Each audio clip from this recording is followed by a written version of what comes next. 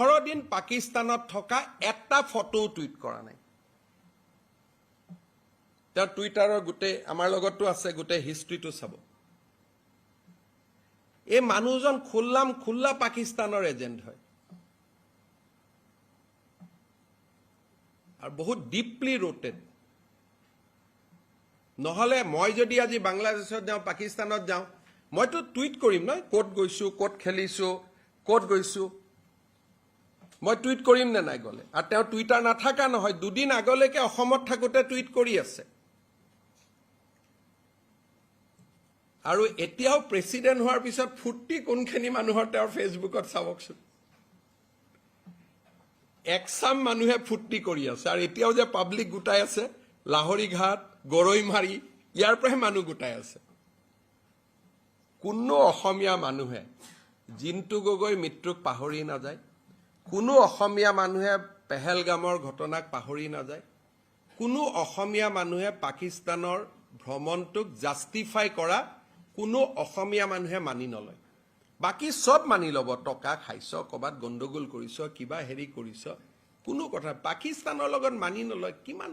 আমাৰ মানুহক আজিও অপাৰেশন সিন্দুৰ চলি আছে অপাৰেশন সিন্দুৰ চলি থাকোতে তেওঁ নিজৰ পাকিস্তান ভ্ৰমণক জাস্টিফাই কৰিছে যেতিয়া আমাৰ সেনা বাহিনীৰ লোকে এয়াৰ ফোৰ্সৰ লোকে এতিয়াও সীমান্তত গুলি খাবৰ কাৰণে প্ৰস্তুত হৈ আছে ইজন মানুহ কংগ্ৰেছৰ প্ৰেসিডেন্ট হ'ব পাৰে সেইকাৰণে now things has to be answered by Rahul Gandhi there is a report we have she quoted a report extensively quoting from a IB documents that means she has a link she has somebody in IB who will fed her information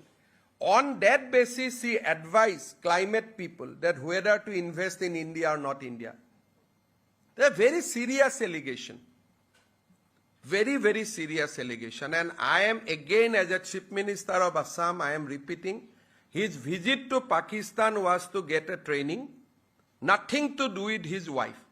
because at that time his wife was not in Pakistan wife was in India I have documents to